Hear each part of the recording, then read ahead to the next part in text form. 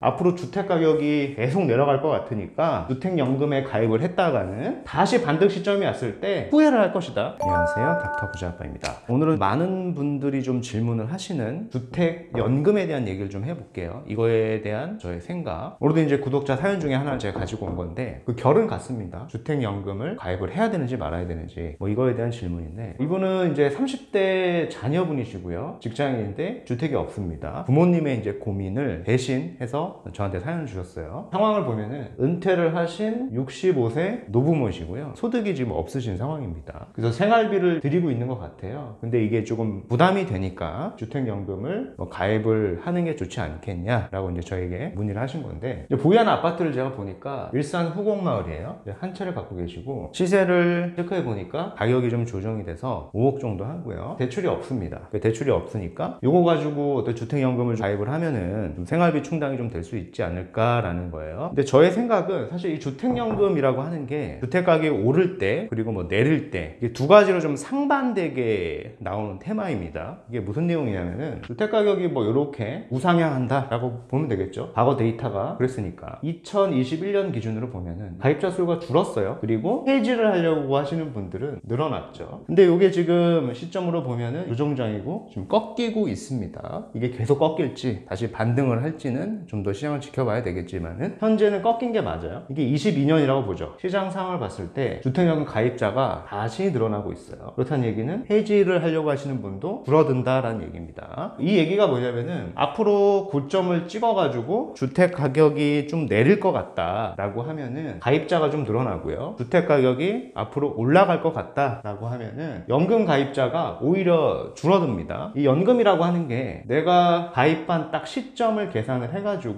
연금액이 산출이 되는 거거든요. 그러니까 65세 기준으로 봤을 때 5억짜리 아파트면은 한 120만 원 정도 받을 수 있을 겁니다. 내 자산은 사실 이 돈하고 맞바꾸는 겁니다. 현재 시점으로 120만 원이 딱 고정이 되는 거고 이제 계속 받는 건데, 문제는 뭐 이게 나쁘진 않아요. 나쁘진 않은데 이건 어떨 경우에 베팅을 하는 거냐라고 하면은 앞으로 주택 가격이 계속 내려간다, 오를 가능성이 없다 라고 하면은 5억인 현재 시점에 연금을 받는 게 유리한 건데, 지금 여기는 일기 신도시고 후곡마을이고요, 지금은 좀 조정장이 있지만은 분명히 어느 시점이 지나면 다시 반등을 할 겁니다. 다시 반등을 하다 보면은 전고점도 회복이 되고 이게 8억 이상이 될 수도 있겠죠. 뭐 그 이상이 될 수도 있고, 그럼 이 시점이 되면은 지난 21년 장처럼 연금 가입자가 다시 줄어들어요. 다시 해지를 고민하겠죠. 왜냐면 8억에 가입을 한다 라고 하면은 이 120이 아니라 더 많이 연금액을 받을 수가 있으니까. 근데 그 시점에 가서 내가 또 해지를 하면은 그동안 내가 받았던 이 금액보다 사실 토해내는 게 더 커집니다. 또다시 후회를 할 거란 말이죠. 결국엔 다시 반등을 할 거다 보니까. 제 결론은 연금 가입이라고 하는 거는 지금처럼 내가 부양할 수 있는 자녀가 있다라고 하면은 좋은 선택지는 아니다. 근데 부득이하게 내가 나를 부양할 수 있는 자녀도 없고